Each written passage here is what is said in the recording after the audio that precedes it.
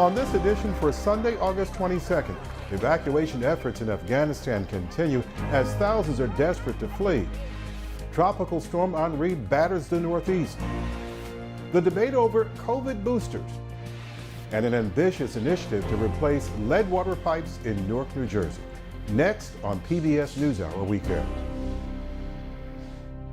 PBS NewsHour Weekend is made possible by Sue and Edgar Wackenheim III, Bernard and Denise Schwartz, the Cheryl and Philip Milstein family, the Anderson Family Fund, the estate of Worthington Mayo Smith, Leonard and Norma Chlorfine, the Rosalind P. Walter Foundation, Koo and Patricia Ewan, committed to bridging cultural differences in our communities, Barbara Hope Zuckerberg. We try to live in the moment to not miss what's right in front of us. At Mutual of America, we believe taking care of tomorrow can help you make the most of today. Mutual of America Financial Group, retirement services and investments. For 25 years, Consumer Cellular has been offering no-contract wireless plans designed to help people do more of what they like. Our U.S.-based customer service team can help find a plan that fits you. To learn more, visit consumercellular.tv. Additional support has been provided by and by the Corporation for Public Broadcasting, a private corporation funded by the American people, and by contributions to your PBS station from viewers like you.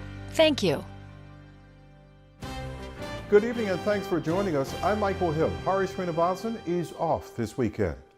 In Afghanistan, the evacuation of Americans and Afghan civilians who supported the war effort remains chaotic a week after the Taliban took control of the country. Late this afternoon, President Joe Biden addressed the ongoing crisis in Afghanistan from the White House. At my direction, the State Department continues to reach out to the remaining Americans we have identified by phone, email, and other means to ascertain their whereabouts and their plans. We're executing a plan to move groups of these Americans to safety and to safely and effectively move them to the airport compound. For security reasons, I'm not going to go into the detail of what these plans entail, but I will say again today that I have said before, any American who wants to get home will get home. Thousands of desperate Afghans are gathered outside the Kabul airport, and the surging crowds turned deadly this weekend. At least 7 Afghans, including a toddler, were killed in crushing crowds yesterday, according to British defense officials who have troops stationed at the airport. The deaths occurred the same day that the U.S. Embassy warned Americans to stay away from the airport until contacted, citing potential security threats. National Security Advisor Jake Sullivan said today that those threats include an attack from ISIS at the airport.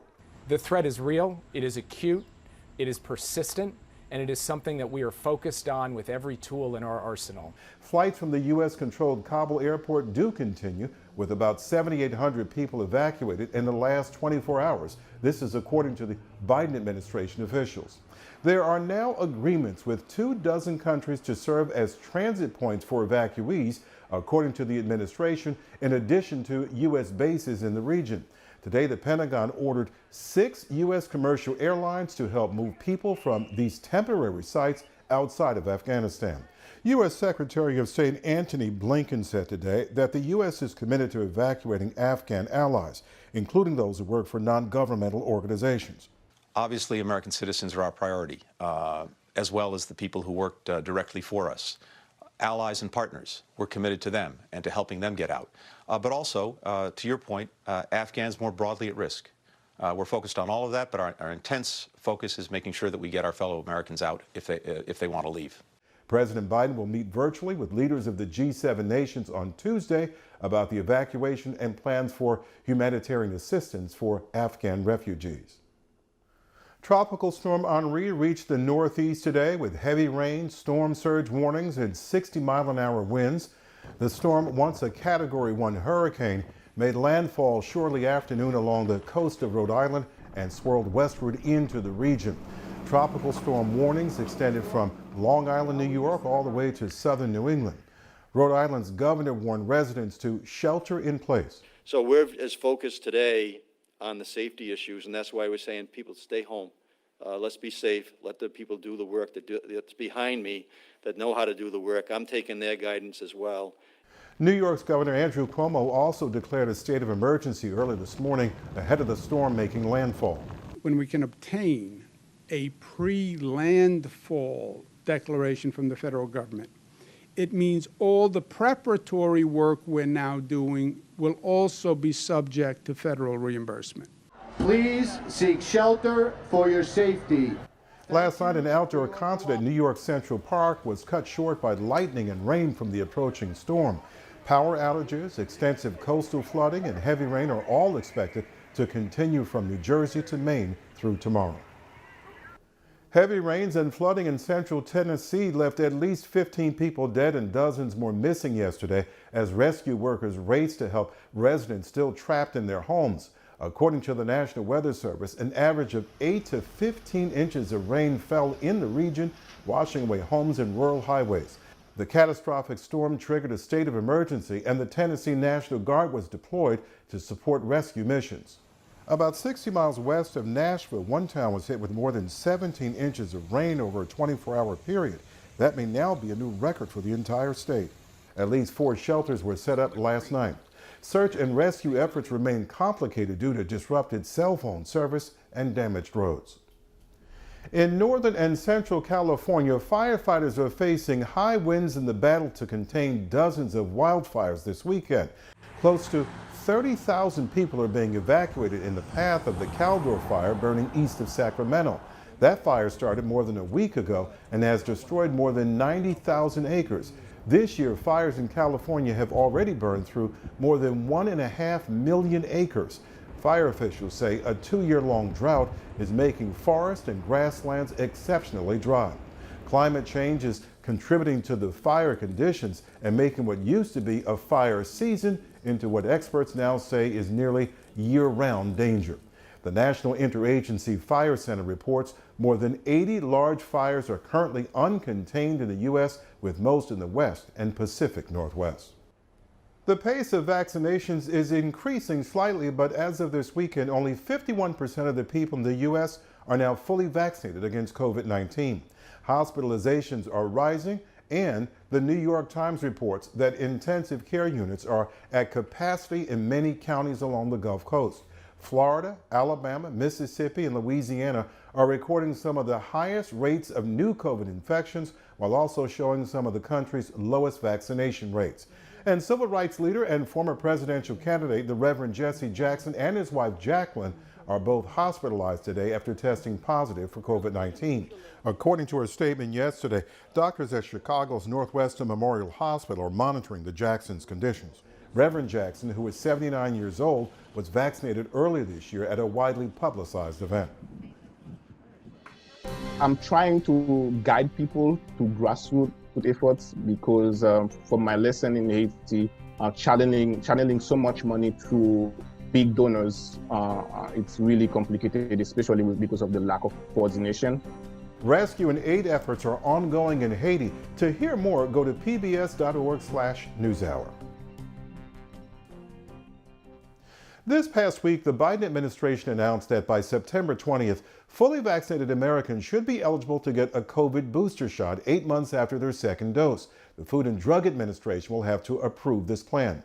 But with millions of Americans unvaccinated and parts of the globe with little or no vaccines at all, some health professionals say a booster shot may be premature. Hari Srinivasan spoke about that with stat reporter Helen Branswell. Helen, when the date came out from the Biden administration that hopefully by September 20th there would be a third booster shot, you went out and talked to a lot of epidemiologists, experts in the field. What was their thinking? Well, I mean, these are people I talk to all the time, and have been sort of pinging them regularly to find out what they think about how well the vaccines are holding up. And most of them think that the evidence is still very strong, that the vaccines are doing what we really need them to do, keep people out of, ICUs effectively.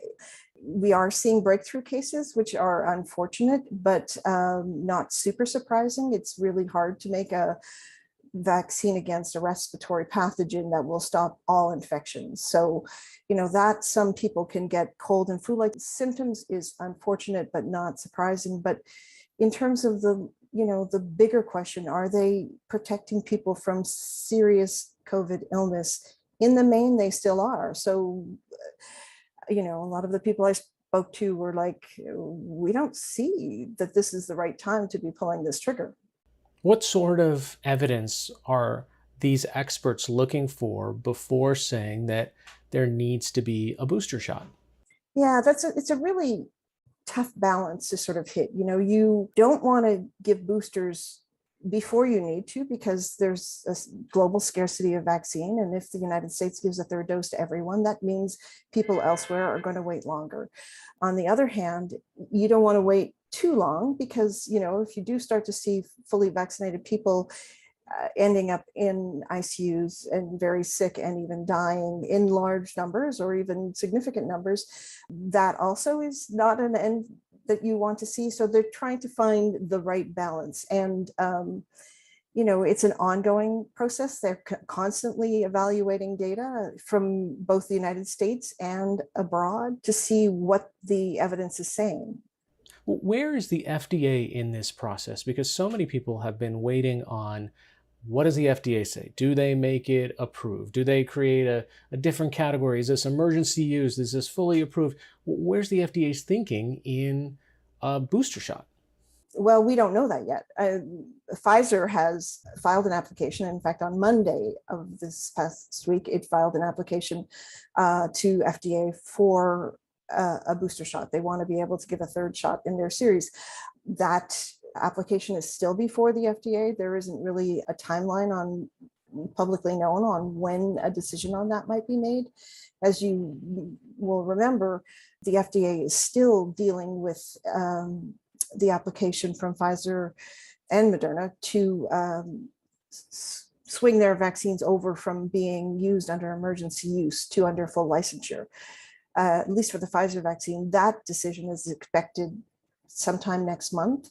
But when they are going to decide on a booster dose is unclear. But I don't think that the country can start rolling out booster doses unless FDA rules on this. Right. So I look at this and say, wait, if the FDA hasn't decided that the booster is necessary, how do you put a date out there saying September 20th, we can start giving booster shots? That is a very good question, and I don't have an answer for you, but it was certainly one of the questions that the people I spoke to yesterday. Are the experts concerned about the kind of moral and ethical repercussions here of countries like the United States or Israel authorizing a third shot for their citizens when the bulk of the planet hasn't seen the first shot? A lot are. I mean, you have to tease out a few things there. Some of the countries that are using third shots are using them in people who are severely immunocompromised. The United States just went there last week.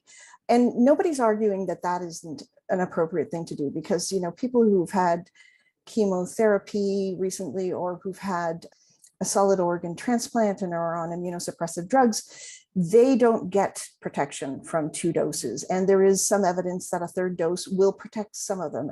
And so nobody is arguing about that. But the statement from the administration yesterday said all Americans. And that's where I think a lot of people get very concerned, because that's a lot of vaccine to suck up. And, the country has already used a lot of vaccine.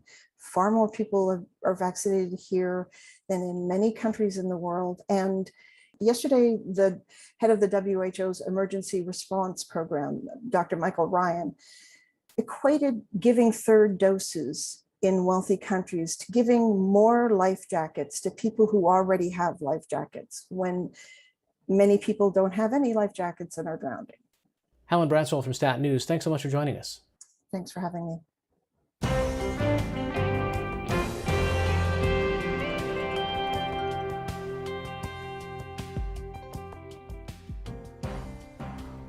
The water crisis in Flint, Michigan drew stark attention to failures across the country to replace an estimated 6 to 10 million lead water lines. The bipartisan infrastructure deal allocated $15 billion for a lead removal initiative, far less than the $45 billion initially proposed and a fraction of what the water industry says it would take to fully replace all lead water service lines across the country. But Newark, New Jersey has set a model. 2 years after its own crisis with lead-tainted drinking water, nearly all of its 23,000 lead pipes have been replaced with copper ones. I recently spoke with Newark Mayor Ras Baraka about the progress his city has made. Mr. Mayor, thank you for joining us. How is it possible that within 2 years or so, Newark is able to replace some 18,000 plus lead service lines, lines that the city doesn't even own? Besides God's grace, brother, a lot of work I think that's been put in by the water department, the kind of collaborative effort that was engaged in by the city, the county, the state, working together to find a solution to this, and us obviously finding the money up front that I know a lot of municipalities have not been able to do. And that's really the crux of the issue, like being able to find the capital to do this work. You're providing a service that amounts to what is free to the homeowners who actually own the lead service lines. Why do the free option? Why not have homeowners pay some of the cost of this? Well, we believe it's a public health issue. And I think it's the responsibility of the state and the municipal government to deal with public health issues like that. Plus, you're talking about a demographic of folks who may not have the money to pay for it. If we left it up to people to replace their lead service lines, we would be going over this still for years and years to come. It sounds to me as if that this might be really hard to duplicate in other places across the country. I would agree. The way we did it, absolutely. And when people say, "Oh, this is a model," and theoretically, yes, right. But it's very difficult. It was difficult for us to go on people's property to change their lead service lines. Difficult to get the permission to do so and use public dollars to pay private people's lines. All of that is state law that needs to be changed, transformed. Those things need to happen in multiple cities across the country. And then the federal government has to provide the revenue up front to these municipalities to get these things done in an expeditious way, or else it won't get done. Now, you couldn't just go onto people's property, and some of these property owners, like absent landlords, for instance, are hard to reach when they own property. Over 70% of the people in the city rent. And so most of this work will be done in homes where people are renting and the landlords are not present, right? And so in order to do that, we would have to get a signature from every homeowner that would allow us to go on their property and change their lead service lines. Obviously, we have a lot of owners that are not here in Newark, that are away, some that can't be reached. And we use that to pass a municipal law that allowed us to, in this emergency situation, go on people's property, and change their lead service line without their consent. Mr. Mayor, there were some missteps along the way. You put out a brochure and you spoke about the water meeting federal and state standards, and there was a lot of pushback from that. What were you trying to tell the public? And do you have reservations now, regrets now about putting out that brochure? It's interesting. I think a lot of people talk about the brochure, but they actually have not read it. What was being said was the water out at the source was fine. The problem was the fact that you had a lead service line. And it said that very clearly. And what we were doing was pushing back against this NRDC kind of complaint that they had in the court at the time. That's a Natural Resources Defense Council. Right, Natural Resources. We were pushing back against that.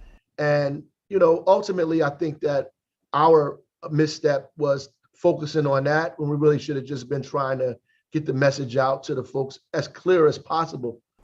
Mr. Mayor, the infrastructure bill through Congress right now has $15 billion in it. The president wanted $45 billion. We're talking about some across the nation, I believe some 10 million lead service lines that need to be replaced. Is $15 billion, based on your experience in Newark, is that going to get the job done? Well, I think it's an incredible start to where we need to be.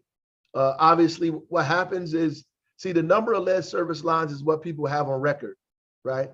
So even in Newark, we had on our record about 18,000 or so lead service lines. We've changed over 20,000 now, right? Because we didn't just go by what our records say. We actually went out to places that we assume may have this based on the age of the home, all this other stuff. And some of the places were changed by the grace of God, and other places we had to change ourselves. And so I think that number is going to increase, right? And so those numbers, the funding is based on what people are estimating. I think when we really get in the ground, you'll figure out that it's probably a lot more lead service lines than people anticipate. And so we're going to have to spend some real money to get these things fixed or changed. You know, our lead levels are below what the federal government requires, but they're way below now. You know, if you don't have a lead service line with the corrosion control working in the system as well, in some houses is non-detectable, and that's what we want.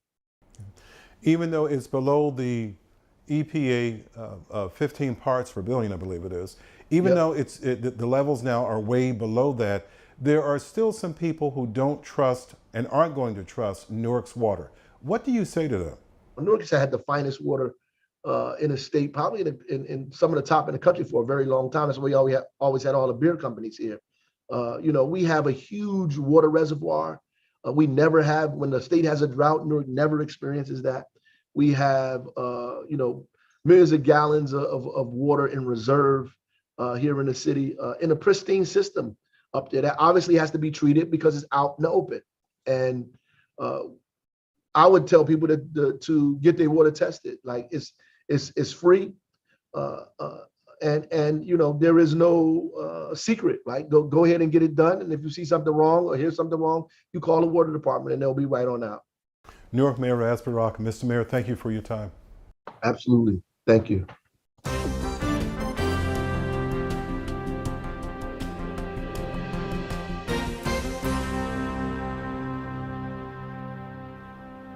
That's all for this edition of PBS NewsHour Weekend. For the latest news updates, visit pbs.org/newshour. I'm Michael Hill. Thanks for watching. Stay healthy and have a good night.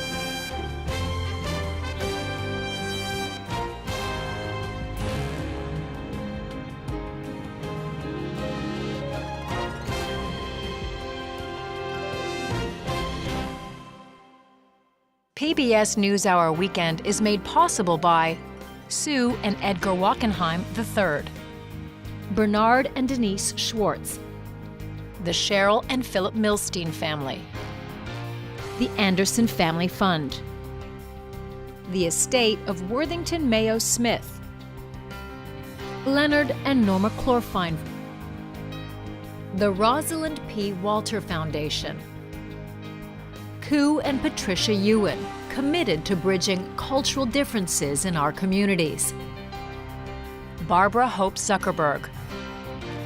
We try to live in the moment to not miss what's right in front of us. At Mutual of America, we believe taking care of tomorrow can help you make the most of today. Mutual of America Financial Group, retirement services and investments. Additional support has been provided by Consumer Cellular and by the Corporation for Public Broadcasting, a private corporation funded by the American people, and by contributions to your PBS station from viewers like you. Thank you.